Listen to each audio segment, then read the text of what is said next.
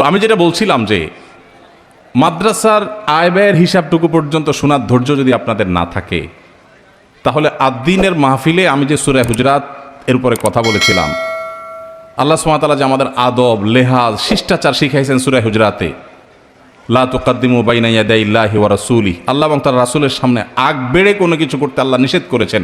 তাহলে আলেমরা যখন কোনো কিছু করেন, মুরব্বীরা যখন কোনো কিছু করেন, তখন তাদের উপরে আগ বেড়ে থামেন থামেন বসেন বসেন বলা খুব আদবের কাজ না বেআদবের কাজ?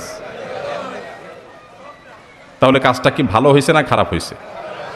তবে আপনাদেরকে একচেটিয়া দোষ দেব না আমি।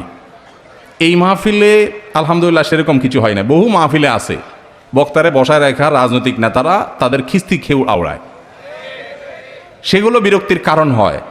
সেগুলো হইচই করে পাবলিক বসায় দেয়, সেটা উচিত কাজ করে। রাজনীতি অন্য জায়গায় করার জায়গা নাই। মাহফিল আয়সা লম্বা একটা টুপি মাথায় দিয়ে আয়সা আসসালামু আলাইকুম, এই রাজনীতি আপনারা দেখছেন না দেখেন নাই? তো এই রাজনীতির নামে, ধর্মের নামে লেবাস লাগায় আয়সা রাজনীতির নাটক করা, এগুলো ওয়াজ মাহফিলে অনেক সময় বিরক্তির কারণ হয় মানুষের। সেটার জন্য হইচই করলে সেটা ঠিক ছিল।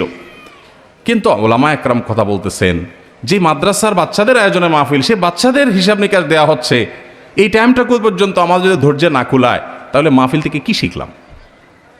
তাহলে এখন থেকে শেখার নিয়তে শুনবো তো ইনশাআল্লাহ, আমলের নিয়তে শুনবো তো ইনশাআল্লাহ। আপনারা কি মনে কষ্ট পাইছেন আবার? জাযাকুমুল্লাহ খায়ের। আদব অনেক গুরুত্বপূর্ণ বিষয় ভাই, অনেক গুরুত্বপূর্ণ বিষয়। ইমানদারের জন্য আদব জরুরি, কিন্তু আজকাল আমাদের আদব নেই। অনেকের আমল আছে কিন্তু আদব নাই। আল্লাহ আমাদেরকে আদব, লেহাজ এগুলো মেনটেন করে চলার তৌফিক দান করুন।